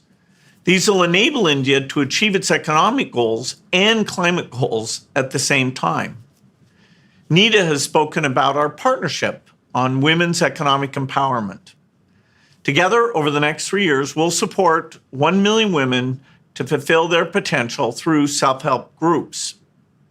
In his Independence Day address, Prime Minister Modi shared a vision where 20 million women in self-help groups substantially boost their income. I think our partnership will be key to helping that happen. Finally, I want to talk about health, which is the primary focus of the Gates Foundation. India's got a proven track record of making high-quality, affordable drugs and vaccines for itself and the rest of the world. Through the Foundation's work with Reliance, we aim to support innovation and implementation at scale to develop drugs and point-of-care diagnostics. We'll also continue to work in communities to support the government's efforts to eliminate infectious diseases. The Gates Foundation and Breakthrough Energy are excited to partner with Reliance. I believe there's no problem too big for the innovators of India and the world. I look forward to making progress against some of these great challenges together and helping many more people live healthy, productive lives. Thank you, Bill, for your friendship, partnership, and for your inspiring words. Dear shareholders, I'm proud to share that our Education and Sports for All program has so far reached out to 22 million youngsters. Our vision is to make India a truly multi-sporting nation. We are creating a robust ecosystem from grassroots to elite sports. You'll be happy to know that last year, our Reliance Foundation athletes won a total of 139 medals at the international and national level. Some of our RF athletes who have won accolades for the country are Jyoti Yaraji, Lavlina Borgohen, DM Jairam, Tilottama Sen, Unnati Hudda, Amlan Borgohen, and many more. Friends, sport has always had the magical ability to spread joy, hope, and cheer. The journey of Mumbai Indians has been a testament to this. MI is known as the nursery of Indian cricket. We pride ourselves in discovering and nurturing young talent like Hardik Pandya, Jasprit Bumrah, and several others. We are proud that our latest find, the young and talented 20-year-old Tilak Verma, has found a place in the Indian squad. Led passionately by my son Akash, now the MI franchise has expanded globally with 5 teams in 4 countries: MI Cape Town, MI Abu Dhabi, MI New York, and of course, our MI women's team in India. Just last month, MI New York won the inaugural Major League Cricket trophy in the US, and our women's team too won the inaugural Women's Premier League title in March this year. Especially given the challenges that women face to pursue sport professionally, it has been heartwarming to see our girls take center stage and inspire countless other girls all over India. Friends, as a member of the International Olympic Committee, it has been my dream to bring the Olympics to India. I'm happy to share with you that we have taken the first steps in that direction. In October this year, we will host the 141st IOC session at the Neeta Mukesh Ambani Cultural Center. You'll be proud to know that for this historic session bid, there were 75 votes cast for India and only 1 vote against. So with a thumping majority, we are bringing the Olympic movement back to India after a gap of 40 years. And this is just the beginning. It's the start of a glorious new era for Indian sport, an era in which our young athletes are making us proud at the highest levels. And India is finding its rightful place in the global sporting arena.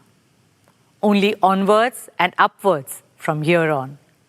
Dear shareholders, as I conclude, I stand before you with a heart full of gratitude and a firm belief in the limitless potential of the people of India. Thank you all for your faith and trust in us. At Reliance Foundation, we will continue to place the prosperity of our country and communities first. We will stand shoulder to shoulder with every single Indian always. We will do all that we can to uplift lives, share smiles, empower dreams, and build bridges to a brighter, greener, kinder, and happier tomorrow. Jai Hind. Dhanyavad.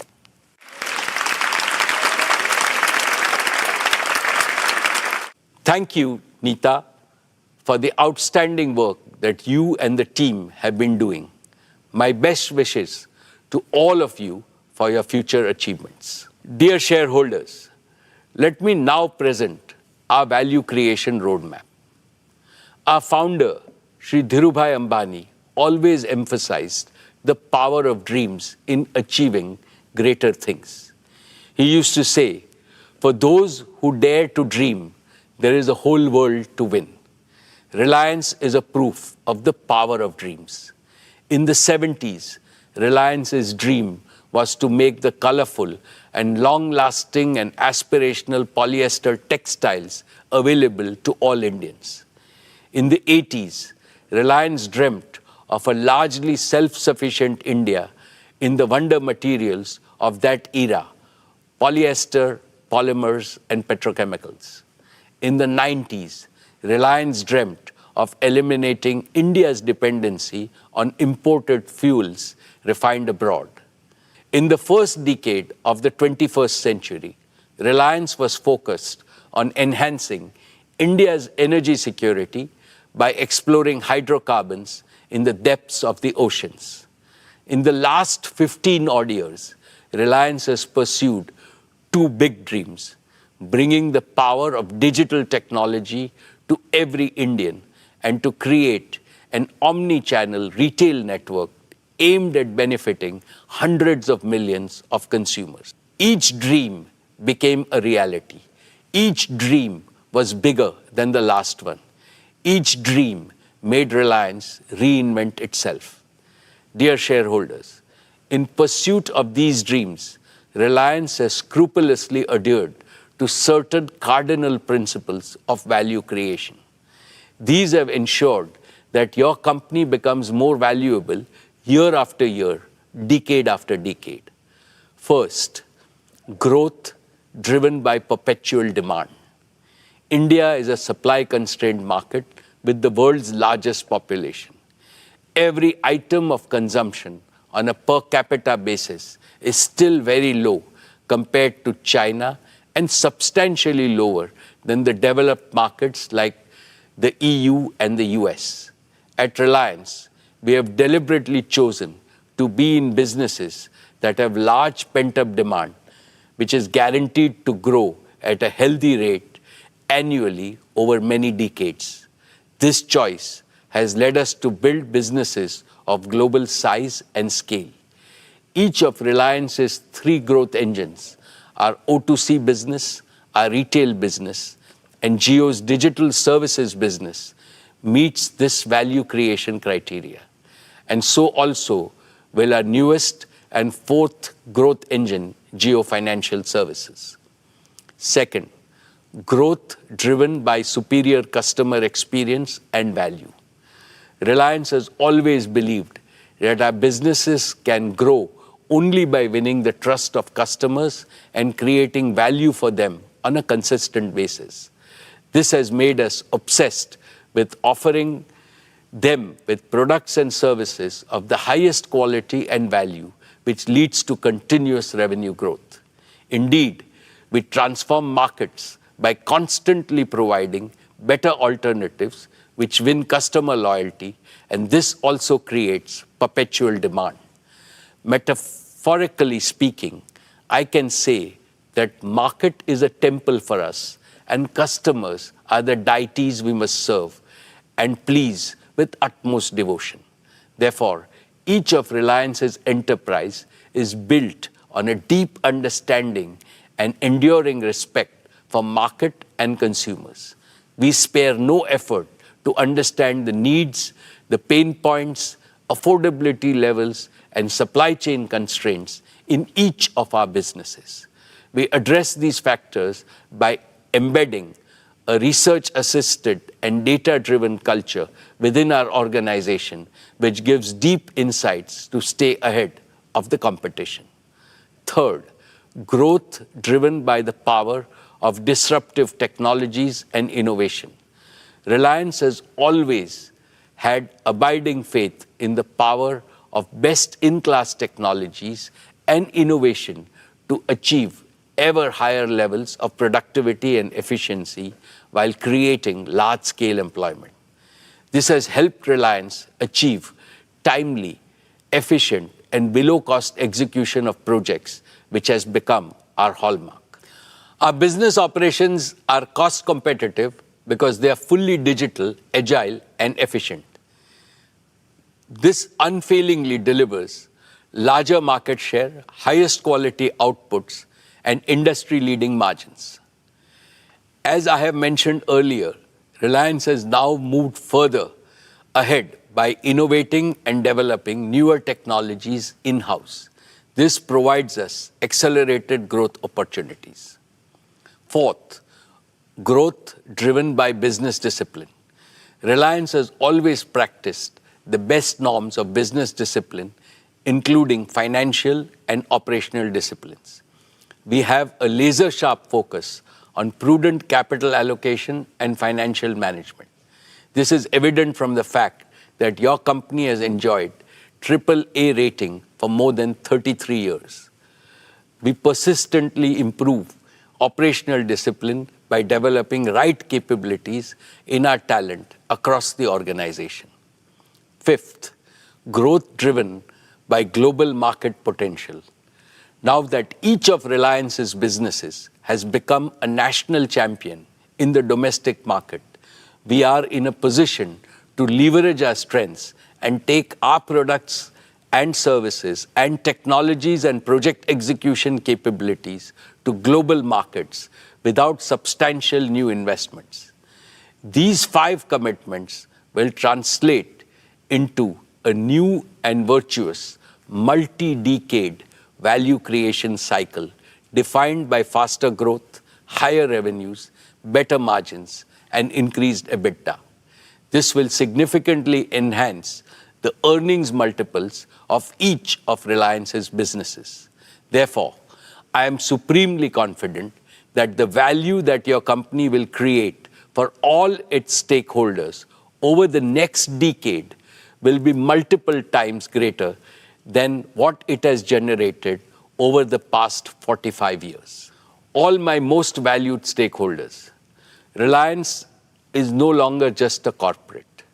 In view of its growing size, value, and contribution to national development, it has become a precious Indian institution which is fast gaining a reputation globally. To keep strengthening this institution on a continuous basis, we must fortify leadership at all levels, especially by grooming and empowering a steady stream of young leaders. Last year, I spoke about the 10 tenets of leadership building in Reliance. The very first tenet, which is also the most important, relates to enriching people capital in our organization. What I had said merits reiteration because it encapsulates the essence of all the 10 tenets. Reliance's greatest strength is our human assets, not just our financial and physical assets. The greatest value creators are creative brains and purpose-driven teams. In conformity with this belief, Reliance is building a strong pipeline of young and exceptionally competent leaders. Many of them are handling extremely challenging tasks with great self-assurance. We are also expanding our already large size of professional talent from around the world, consistent with our vision to make Reliance a global corporate. Dear shareholders, over the past few years, Isha, Akash, and Anant, as first among equals of the next generation leaders, have fully immersed themselves in every aspect of Reliance. They have been working with our senior leaders in some of the most exciting projects in consumer businesses, digital enterprises, O2C, and green energy and green materials. I am happy to report to you that earlier today, the board met and recommended the induction of Isha Ambani, Akash Ambani, and Anant Ambani into the board of directors of Reliance Industries Limited. I can proudly say that they have earned their stripes through dedication, commitment, and hard work.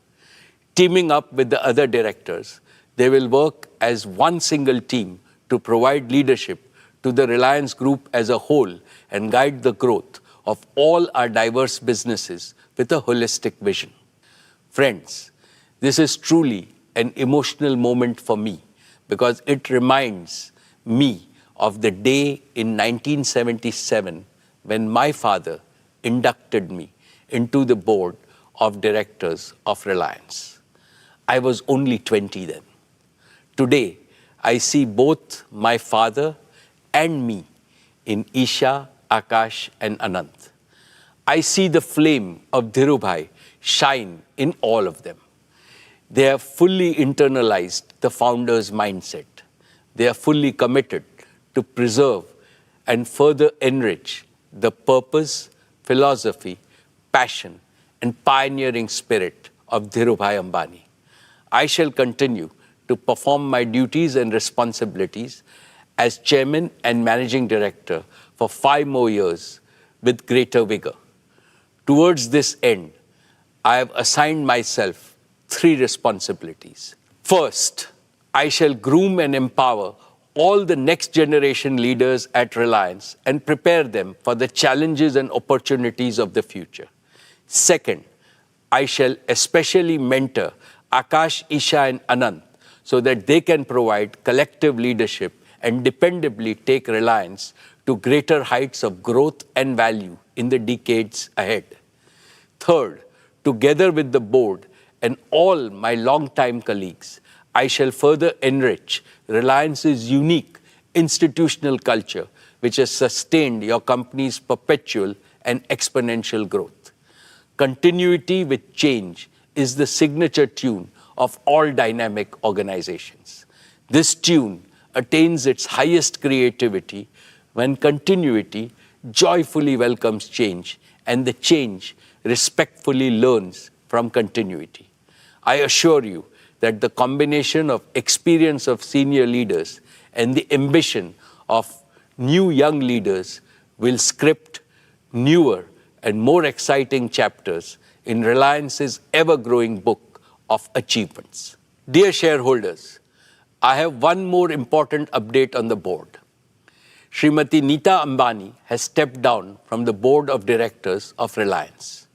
She will continue to be the chairperson of Reliance Foundation, and in that role, she will attend all board meetings as a permanent invitee to the board. And as always, we will continue to benefit from her advice. We would like to place our deep appreciation for her contributions to our board deliberations and growth agenda. Neeta is and has always been my best advisor and a source of immense strength at every stage of Reliance's evolution. Once again, I would like to thank her for her dedication to the institution of Reliance and for being the best life partner for me. Now, with a heart overflowing with happiness, I welcome Isha, Akash, and Anant to the Reliance board. And I call upon all of you, my dear shareholders, to extend your blessings and best wishes to Isha, Akash, and Anant. My most esteemed shareholders, it is now time for me to conclude. How do I summarize what I feel on this occasion?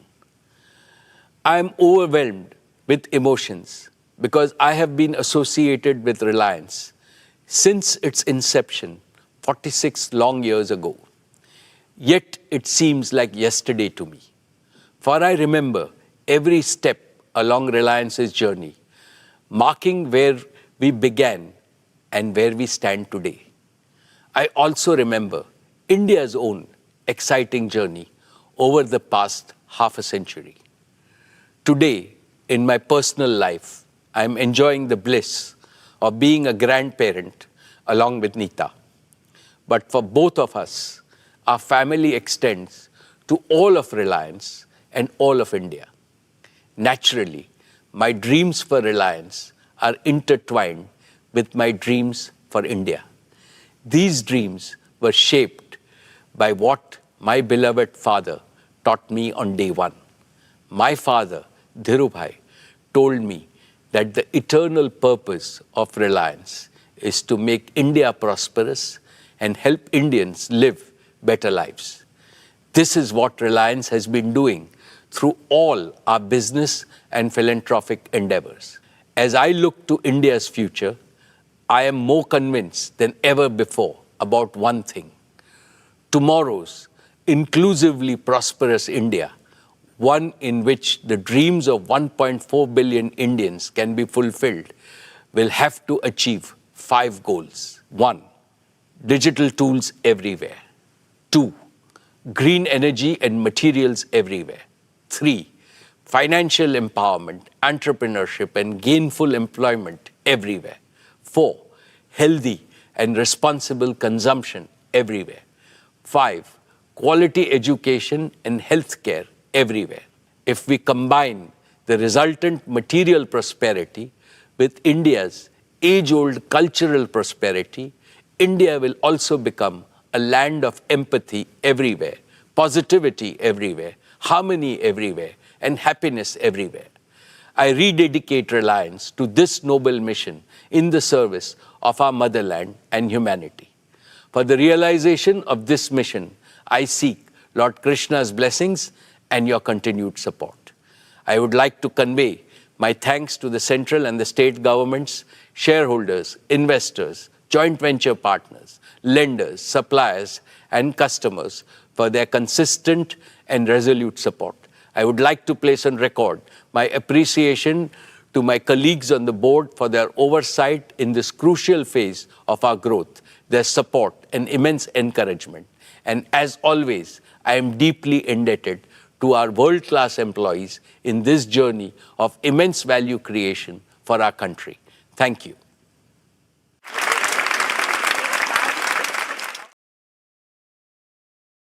We all know that it's the army which runs that country. As long as that continues, there is not much hope for any kind of rapprochement between India and Pakistan. Imran, one of the many damages he did, you can say to the Pakistanis, he asked the right questions. Right now, where we are with Pakistan, they say for anything you say normal common sense thing, they say no, first solve Kashmir. China wants to integrate Pakistan into the BRICS alliance. I don't think it's a serious thing, at least at this stage. In the list of 22 countries who've been already invited to come, Pakistan is not there. Unfortunately, what Xi Jinping has done by re-centralizing economic decision-making, he has sort of undone the Deng Xiaoping miracle, which was the Chinese miracle of 10% or more GDP growth per annum. Main point about CPEC, Godar, is really how China has taken over the infrastructure development in Pakistan. And Pakistan does not have too many choices. I think one reason why the army took over, I think, de facto in Pakistan, is to get the economy fixed, go back to the IMF. I don't think the West being relatively muted means that they do not oppose the destruction of churches and the harassment of people who are Christian. Under Ayub Khan, Pakistan was a great friend of America, a great friend of China. Pakistan's weight was a global thing. That has dramatically diminished. So this is a tragedy of Pakistan. Except nuclear weapons, they have nothing. There is no doubt that there's a very severe slowdown in the Chinese economy. It's not that I'm advising Xi Jinping on it, because if he's making mistakes, I will let him make those mistakes. That's Chanakya Niti for you.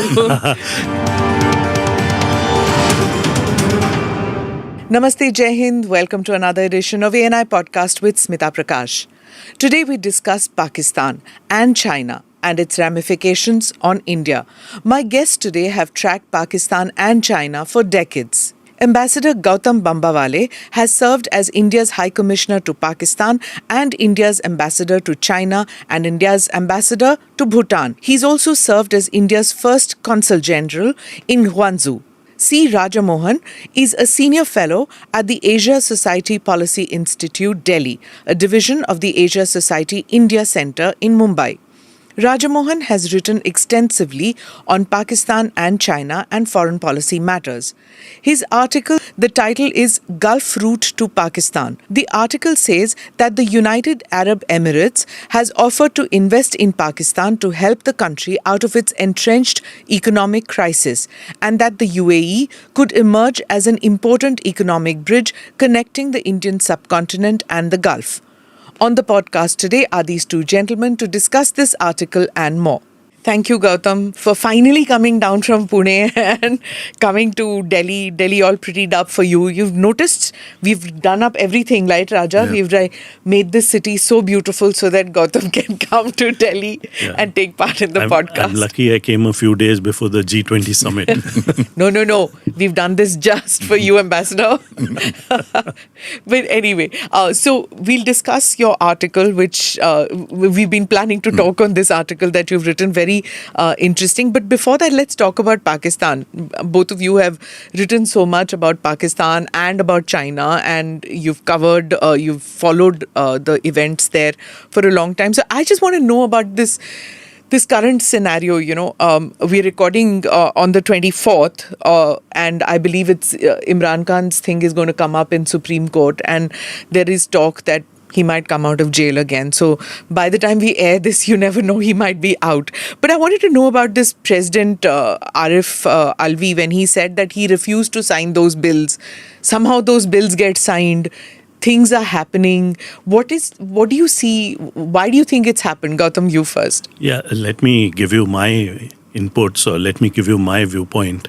I think this sort of epitomizes or gives us a very good idea of the state of Pakistan today. That the president of the country wants something to happen, but people down the line don't let that happen.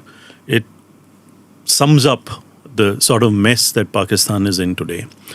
Let me also say that, we all know that it's the army which runs that country. And in my view, in my opinion, as long as that continues, there is not much hope for any kind of rapprochement between India and Pakistan. And therefore, what we have seen in the last few months, where Imran Khan tried to take on the army but has not been able to do that, where there was popular anger against the army, which was seen in those attacks against, people who are working in the army in Lahore and other places. That sort of shows that the people in Pakistan, the populace, is now beginning to see through the dong that the army is made of Pakistan. If that happens, and I had written an article on this which says that if we are able to push the Pak army back to the barracks, that means they take on the role of any normal army in any other country, then that would probably be a good thing, because then the politicians who are elected by the people of Pakistan could actually have a say in the nature of the relationship between India and Pakistan. So those are my broad views on what's been happening in Pakistan. Though, of course, economically, we all know it's in a mess. They have, of course, managed to get an IMF loan and money from other countries. And let's see how they move ahead on the economic front. Raja, do you agree that in 70 years, we've never seen a time, even a brief period, where the army was willing to move back to the barracks and allow. And with this kind of a president who seems like very confused, whether he signed the bill or didn't sign the bill, or somebody in his staff signed the bill. So what has really happened? Do you think it's possible, even in the remote possibility, that the army is contemplating going back to the barracks? Not at all. In fact, it's come out of the barracks. I think, to talk about the army in Pakistan, we always just say, most countries, the countries own the army, but in this case, the army owns the country. It looked like Imran Khan was breaking that paradigm with his popularity, though he himself was put in that place by the army. It looked like his popularity, he can challenge the army. And as we've seen, his ability to do so has been clipped quite severely. So just as we thought army has done this to other leaders before, to Zardari, to Nawaz Sharif, to Benazir, so they thought, okay, they put this guy away to cool his heels in the jail, and someday tell him, look, you want to go to London, you're free to go, but you're not going to do politics. But I think there are two jokers in the pack. One is Chief Justice of Pakistan, Bandial, who throughout the cases that have come has favoured Imran Khan. But his term is coming to an end. So the question is, can the army control him when the cases come up in the next few days? Or they can arrest him again. Look, in South Asia, the police, you get out of on one charge, there are 100 other charges because he just doesn't have one case. He has so many cases now put against him. And this now the new issue of Official Secrets Act, that by going around with this piece of telegram that he got from, cipher telegram he got from Washington saying Americans were doing the conspiracy. So that law has also been amended. So Justice Bandial is a problem. The army has to fix him. The other joker in the pack is the president. The president was the nominee of Imran Khan at a time when Imran was working with the army. Now the problem for him has been the army has come back, Imran is in jail, and the president, who's Imran's man, when he's not elected, he's nobody. Actually, Imran put him in that place. So the PTI, the Imran's party, people are saying, look, we put you there. What the hell are you doing for our leader? And are you saying you're signing these new laws which actually make sure that Imran will never get out? So I think he came under the pressure. So he's caught between the devil and the deep blue sea. He can't really confront the establishment. He can't pretend he owes nothing to Imran Khan. So I think he's doing the usual thing when we get caught in such a situation, fudging, doing a Bharatanatyam I signed it, but I didn't sign it. Somebody came and took the file away. I told him to say no. So I think he's, is saving his skin in a situation where it's very uncomfortable for him, that he can't really support Imran Khan fully. He can't defy the army. So he's trying to find the space. So I think if he and Bandial, the Chief Justice, act in tandem, they can create problems for the army. But I won't bet against the army in Pakistan. That they've gone too far now. They've taken a lot of heat already. They brought in Imran, and I think Imran has, it's made it very hard for them. So they're not going to let go of the situation. And so they have to fix these two guys. One guy will go out in 6 weeks, and this guy... Fix it. That's what they do, right? Gautam, you've been High Commissioner in Islamabad. Tell me, I'm reading a few articles now, like truth bombs being dropped in some of the newspapers, some of the op-eds by Pakistani writers who say that, we've got left behind. Look where India is. Look where we are. We've been let down by the army. Bold enough to say that. I mean,